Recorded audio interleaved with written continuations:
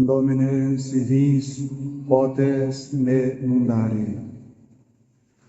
Pelo sinal da Santa Cruz, livrai-nos Deus, nosso Senhor, dos nossos inimigos. Em nome do Pai, do Filho e do Espírito Santo.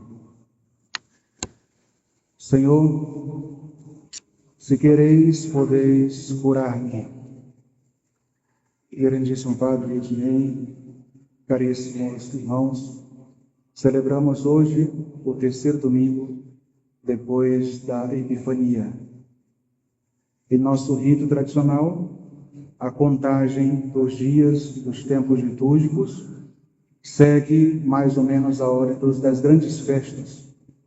Por isso, por exemplo, Epifania, que é uma das grandes festas, nós contamos os domingos seguintes, a partir da Epifania, até chegar à próxima divisão. Por isso, primeiro domingo depois da Epifania, segundo domingo depois da Epifania, e hoje, terceiro domingo depois da Epifania. Mesma coisa acontece depois com a festa da Páscoa, com a festa de Pentecostes e assim por diante. Assim a igreja vai marcando os dias litúrgicos, lembrando sempre os grandes momentos da história na Sagrada Liturgia, recolhidos, perpetuados na Sagrada Liturgia, para que também nós tenhamos sempre de modo presente em nossa memória esses mistérios de Nosso Senhor e saibamos tirar proveitos deles para a nossa salvação. A Santa Igreja quer nos ensinar hoje, na sua liturgia, sobre o valor da oração, o valor do encontro com Deus Nosso Senhor. Como devemos procurá-lo com perseverança se queremos alcançar uma graça, especialmente as graças especiais e mais ainda a principal das graças, que é a graça da perseverança final.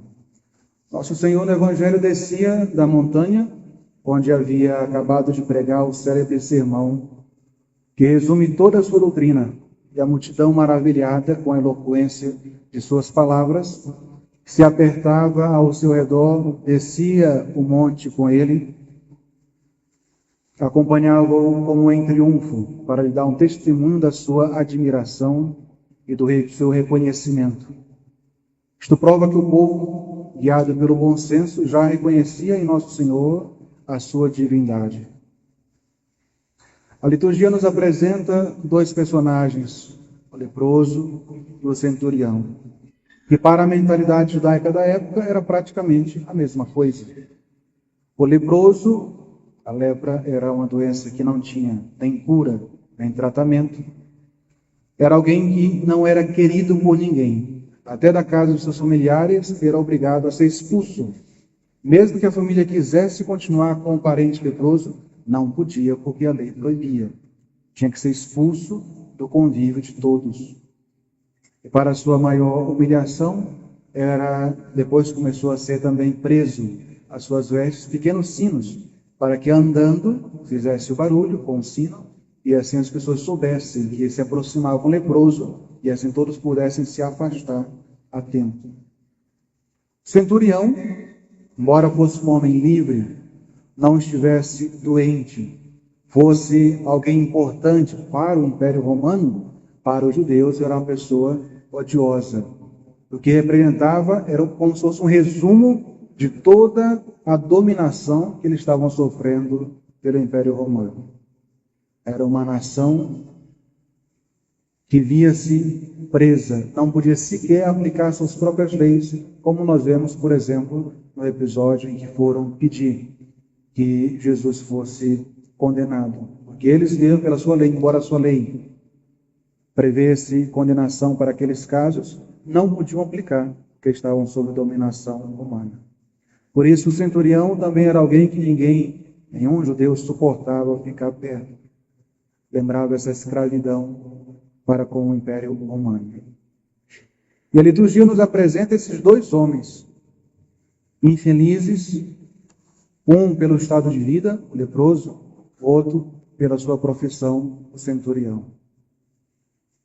Os dois se aproximam de Nosso Senhor e, para o espanto, o Evangelho nos diz como se aproximaram com humildade, com confiança, com devoção, pondo em Nosso Senhor a sua confiança inteira. sem condições, sem poréns, sem colocar em Nosso Senhor uma limitação. Simplesmente recorreram a Jesus, sabendo que Jesus podia atendê-los. É necessário que a humildade seja verdadeira. Quando nós aproximamos de Jesus, não basta gestos e palavras humildes. É necessário que esses gestos e palavras sejam um eco do que se encontra em nosso coração e em nossa alma. Do contrário, merecemos a reprovação de Nosso Senhor, que certa vez se dirigiu a alguns judeus, chamando-os de fariseus, que de fato era uma classe dos judeus, mas que até para nós tornou-se algo pejorativo, um ato farisaico, ou seja, uma falsidade. Faz uma coisa para parecer aquela coisa, mas por dentro é totalmente outra. Faltou correspondência entre o exterior e o interior. Portanto, os gestos de humildade, isso a nossa liturgia está cheia disso. Por exemplo, o ficar de joelhos, o bater no peito. Quantas vezes bater no peito durante a missa? Ou merecer, chamar-se de pecador, como nós fazemos no Confítio, no Kyrie, e tantas orações que o Padre fala em voz baixa, reconhecendo o seu estado de pecador. São gestos de humildade. Mas esses gestos precisam ser acompanhados de sentimentos e de veracidade. Ou, em outras palavras, precisam ser ecos do nosso coração. Porque Deus resiste aos soberbos, porém Ele também dá a sua graça aos humildes. É necessário que esta humildade seja verdadeira, seja interior, venha do coração. Deus rejeita a falsa humildade, rejeita aquela que é apenas exterior, aquela humildade que é hipócrita.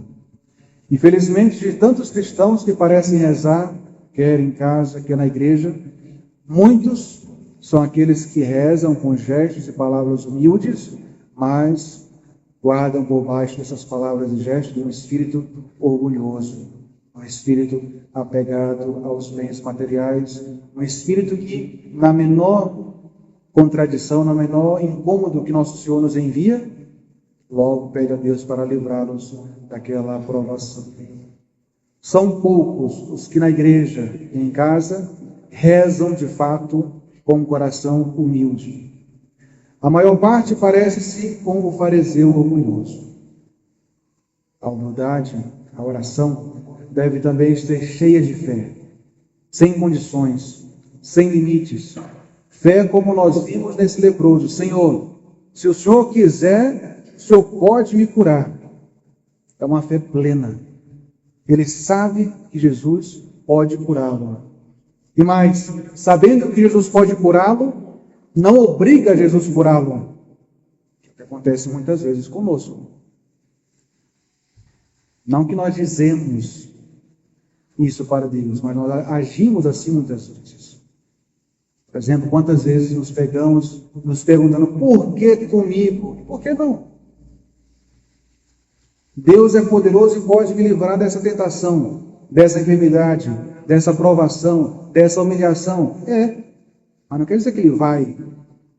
Aprendamos com o leproso. Senhor, se o Senhor quiser, o Senhor pode me curar. E se deixou à disposição de Jesus, para Ele curá-lo ou não. E é claro, por essa inteira confiança, mereceu de Nosso Senhor a cura. E o centurião, a mesma coisa. Dizei uma só palavra, nem precisa o Senhor ir lá em casa. Daqui mesmo, o Senhor diz uma só palavra e o meu servo ficará curado. Não exigiu, como em outros episódios, que Jesus fosse até a sua casa, fosse até o enfermo. Não esperou Jesus fazer, como em outros episódios, com a saliva fazer barro, tocar nos olhos, ou tocar no lugar da enfermidade, impor as mãos, fazer uma oração em voz alta, que é o que muitas pessoas hoje também esperam do padre. Se o padre não for lá na casa, se o padre não tocar no doente, se o padre não fizer um show, a bênção não valeu. Aquela bênção não pegou. Aquela bênção não é de Deus. Dizei uma só palavra, meu servo ficará curado.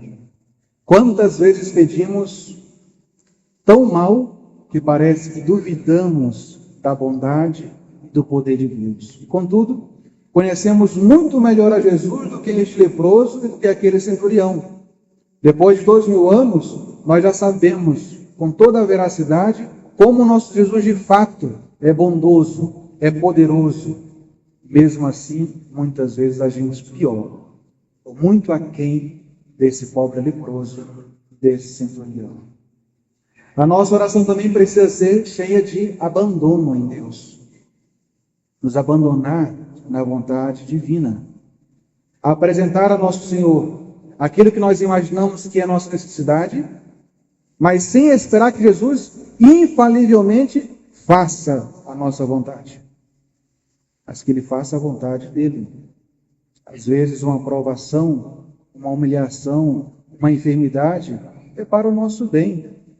Deus não permite um mal que venha a nós para simplesmente nos causar mal, mas para que dali seja tirado um bem maior, uma lição maior. Ou ao menos pela luta saiamos mais fortalecidos, mais conformados com a vontade divina. O leproso disse a Jesus: se quereis, podeis. A sua confiança, portanto, no poder de Jesus não podia ser maior. Ele entrega-se completamente nas mãos de Deus e se sujeita à sua vontade. A confiança do centurião na bondade de Jesus é igualmente tão perfeita que se contenta com expor o estado lamentável do seu servo, sem nada pedir. Não pediu nada. Jesus foi que disse prontamente: eu irei e o curarei. Aí o centurião diz essa frase que a igreja achou tão bonita que tomou para si e nos faz, todos os dias na missa, repetir, não uma, mas 3 vezes: Senhor, eu não sou digno de que entreis em minha casa. Essa mesma confiança tiveram também os santos. Podemos ver essa confiança na própria Virgem Maria, quando nas bodas em Caná simplesmente disse a Jesus: eles não têm mais vinho. Não pediu que Jesus fizesse um milagre, mas apenas colocou a Nosso Senhor a situação. A mesma coisa fez Maria e Marta, quando disseram a Jesus: Senhor, por meio de um bilhete, aquele que o Senhor ama está doente, está enfermo. Mas não pediu que Jesus fosse até a casa deles. Só informou Jesus e deixou à vontade de Jesus ir ou não, curá-lo ou não, visitá-lo ou não. Nada há que agrade tanto a Jesus como a confiança absoluta no seu poder e na sua bondade. Não há nada mais alegre de se ver em nós, da parte de Deus, do que esse nosso abandono filial à sua vontade, ao seu poder. Quanto aos bens espirituais, nós devemos sempre pedir com confiança, sabendo que Jesus não é obrigado a ouvir esses bens. Quanto aos bens espirituais, perdão, graça divina, progresso na vida espiritual, devemos pedi-los com confiança e na esperança de conseguir, porque sem esses bens não há salvação. Nós precisamos sempre progredir no caminho da graça, sempre progredir no caminho da conversão. Tudo isso Nosso Senhor nos ensina no dia de hoje, por meio dessas 2 personagens que nos são apresentadas na Sagrada Liturgia. E nós devemos nos colocar ou nos comparar com esses 2 personagens. Como é que é a nossa oração? Quando eu vou rezar, como é que eu me dirijo a Deus? Sim, porque muitos depois reclamam que reza e parece que Deus não atende. Deus não está ouvindo. Mas como é que você reza? Você coloca a única condição aceitável numa oração, no diálogo com Deus, é a seguinte: Senhor, se for da vossa vontade, essa condição agrada a Deus. Se for da vossa vontade, me dê a graça do arrependimento. Se for da vossa vontade, me dê esse emprego. Se for da vossa vontade, santificai o meu matrimônio. Sempre se for da vossa vontade. Essa é uma condição que Deus deseja ouvir sempre. Porque Deus sempre deseja o nosso bem. E em conclusão, Ele sempre vai nos dar aquilo que é pedido. Desde que nós não peçamos uma única vez. Como se nossa oração fosse uma moeda de troca. Eu rezei e agora Deus tem que atender. Besteira. Deus não é nosso empregado. Não é nosso funcionário. Deus não nos deve nada. Pelo contrário, nós é que somos seus servos. Nós é que devemos tudo a Deus. Desde a nossa vida, a nossa vocação, a nossa família, os bens materiais, tudo nos vem direta ou indiretamente de Deus. Não há nada no ser humano que nós não tenhamos recebido de Deus. Ontem nós celebramos uma data bonita e importante, a conversão de São Paulo apóstolo. Na epístola, nós ouvimos aquele episódio que narra justamente quando São Paulo cai em si, ouve aquela voz que sai do clarão, que é Jesus, e ali instantaneamente se converte. E ele pergunta, quem é o Senhor? E o Senhor responde, eu sou Jesus, a quem tu persegues. Interessante que São Paulo perseguia a igreja, os cristãos. Ia com plenos poderes para Damasco para prender, colocar em ferros e levar de volta para Jerusalém os cristãos. E Jesus, na sua resposta, identifica, Jesus é a igreja. E a igreja faz parte de Jesus. Caríssimos irmãos, hoje, infelizmente, quantas pessoas, com tanta facilidade, simplesmente falam mal da igreja. Fazem julgamentos da igreja. Sem se lembrar que a igreja não é esse templo de pedra. A igreja somos todos nós. Nós somos um corpo orgânico, que com Jesus formamos aquilo que nós chamamos de corpo místico de Cristo. Nós somos membros de um mesmo corpo, que popularmente nós chamamos de igreja. Aproveite os senhores esse momento para fazer uma chamada de atenção.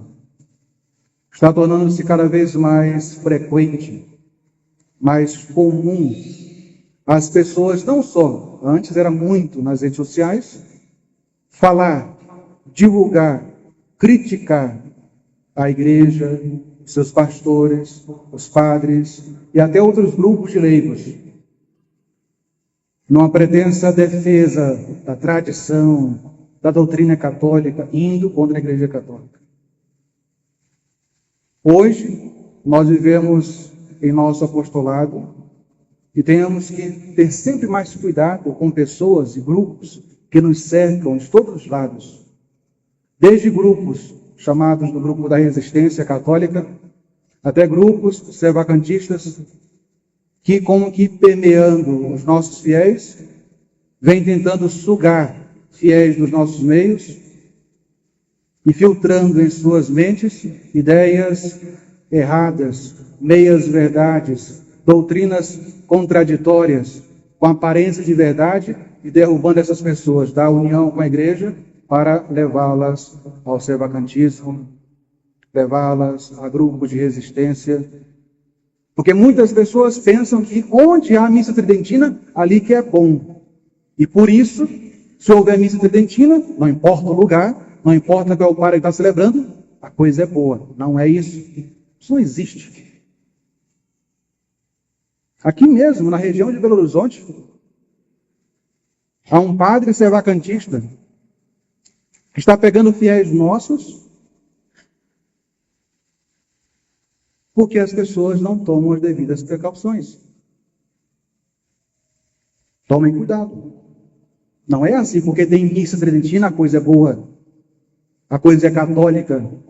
Porque há pessoas que pensam que quanto mais tradicional, mais católico é. Errado. Quanto mais antiga a coisa, mais católico é. Errado. Assim é que se vai parar em grupos separados da igreja, em grupos que sequer reconhecem a autoridade do Papa. Pior ainda, se colocam como julgadores do Papa. É o próprio Espírito Santo, a pessoa se julga. Quando foi com uma crítica numa rede social, num grupo, na porta da igreja, resolveu algum problema na igreja? Nunca. O que resolve o problema na igreja é oração, mortificação, mudança de vida. Se os meus pecados e os pecados de cada um dos senhores até hoje não conseguiram derrubar a igreja, não é esse ou aquele papa, esses outros bispos, os padres de hoje ou futuros que vão derrubar a igreja. Jesus disse: as portas do inferno não prevalecerão. A igreja é santa não por causa de nós que defendemos a religião, a tradição. A igreja é santa apesar de nós. Se nós somos pessoas boas, não precisaríamos mais do sacramento da confissão. Nós somos de barro.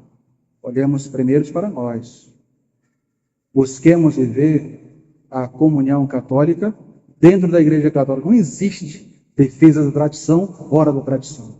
Defesa da igreja fora da igreja. À margem da igreja. Se os senhores saírem daqui, encontrar na porta da igreja um ou outro fiel falando mal do Papa, do bispo, dos padres, seja de quem for, de qual bispo for, de qual padre for, se afaste dessas pessoas. São pessoas que não têm bom espírito, não vão trazer nada de bom para a sua vida. Pelo contrário, vão só confundir. Estão no nosso meio, mas não são um de nós. Essa não é a nossa orientação. Quantas vezes vocês já me viram falando mal do Papa, ou de algum bispo, ou de padres, ou da missa nova, seja do que for?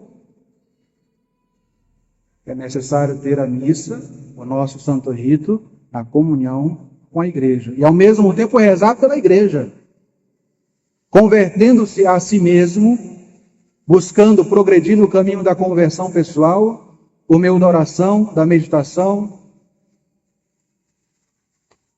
buscando progredir nas atos de piedade, de devoção, sendo honestos no trabalho, confiando em nosso Senhor, que nos garantiu a assistência divina Espírito Santo, e confiando que a divina providência, por meio de São Pedro, sempre guiará esta barquinha que nós chamamos de igreja. Essa barquinha nunca vai afundar. Quanto Pedro for aquele que conduz essa barca, a barca continuará de pé, flutuando sobre as águas agitadas desse mundo. Muitos dos senhores não estão entendendo nada que eu estou falando, mas a maioria está entendendo. Sabe muito bem do que eu estou falando. Cuidado. Viram alguém falar mal do Papa, dos bispos, dos padres, caiam fora, se afastem. São pessoas que não vão contribuir em nada para a salvação dos senhores. Essas críticas, esses atos, em nada resolvem problemas na igreja, só aumentam. Procurem a própria salvação. O nosso apostolado é apenas uma das opções que os senhores podem usar nessa grande barca chamada igreja, que os senhores podem ter a missa em perfeita comunhão com a igreja e assim continuar católicos, amando esse rito, unidos ao Papa, aos bispos, à Arquidiocese de Belo Horizonte, aqui no nosso caso em Belo Horizonte. Ao contrário, fujam. Grupos fora, fujam. Sempre desconfiem de pessoas muito piedosas, muito aparentemente católicas, tradicionais, mas com um discurso muito atravessado. Tomem cuidado. Que nosso Senhor nos ajude a sermos como esse leproso, como esse centurião, confiantes na sua divina providência, nos abandonando à sua divina vontade, para que a barquinha de São Pedro, flutuando sobre as águas turbulentas desse mundo, chegue ao porto da salvação, que nós estamos dentro desta barquinha. Entre nós, quem é que pode se dizer que é parecido com esse leproso ou com esse centurião, nessa humildade, nessa fé, nesse abandono? Busquemos, portanto, caríssimos irmãos, nesse terceiro domingo do tempo depois da Epifania, buscar nos assemelhar a esses homens, para que nosso Senhor, reconhecendo em nós, no nosso tratamento com o nosso Senhor, essas características tão boas, tão belas, tão bonitas, de humildade, fé, abandono, assim também em nós faça o que ele pôde fazer desses dois homens.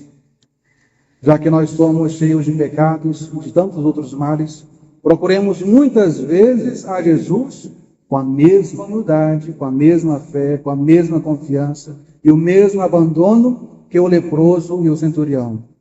Que infinitamente bom e poderoso é Jesus, terá sempre piedade de nós e nos concederá todas as graças que nos são necessárias para a nossa salvação.